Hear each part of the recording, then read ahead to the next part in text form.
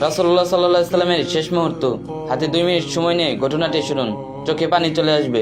দুনিয়ার ইতিহাসের সবচেয়ে ভয়ানক মুহূর্ত ছিল সেই দিন, যেদিন আসমান জমিন কেঁপে উঠেছিল, ফেরেশতারা থমকে গিয়েছিল, জান্নাতের দরজা বন্ধ, জাহান্নামের আগুন নিভে গিয়েছিল।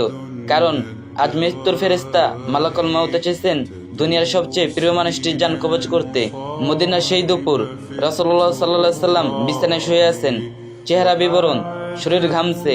সাহাবীরা একপাশে বসে কাঁদছেন, আর মা ফাতিমা রাদিয়াল্লাহু তাআলা আনহা কাঁদতে কাঁদতে বলছেন, আব্বা, আপনার এত কষ্ট কেন? রাসূলুল্লাহ সাল্লাল্লাহু আলাইহি সাল্লাম বলছেন, ফাতিমা, মৃত্যুর স্বাদ এত কঠিন যে পাহাড়ের চূড়ায় যদি রেখে দেওয়া হয় তবে তা গড়িয়ে যাবে। আসমান থমকে গেছে, ফেরেশতা জিবরাইল আলাইহিস সালাম দাঁড়িয়ে, চোখ থেকে টপ টপ অশ্রু পড়ছে। এমন দৃশ্য কোনো ফেরেশতা জীবনে দেখেনি।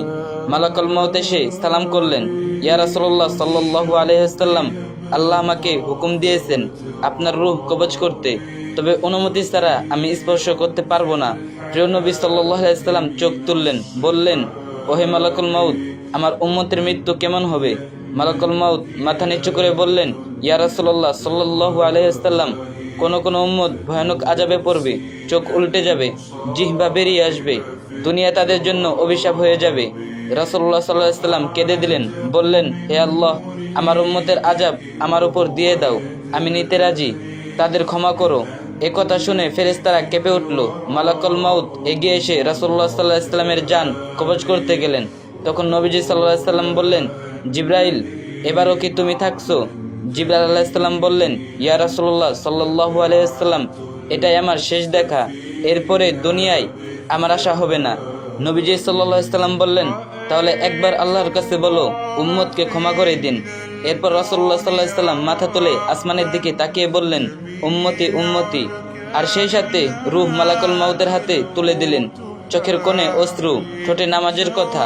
সেই মুহূর্ত আকাশ অন্ধকার, বাতাস থমকে যায়, জান্নাত জাহান্নাম স্তব্ধ, ফেরেশতারা হাউমাউ করে কাঁদছে, পুরো দুনিয়ায় কান্নার আওয়াজ। রাসূলুল্লাহ সাল্লাল্লাহু আলাইহি ওয়াসাল্লাম মৃত্যুর সবচেয়ে কঠিন যন্ত্রণা নিজের জন্য নিলেন, শুধু যেন আমরা জাহান্নামের ভয়াবহতা থেকে বাঁচি। আর আমরা কি করছি?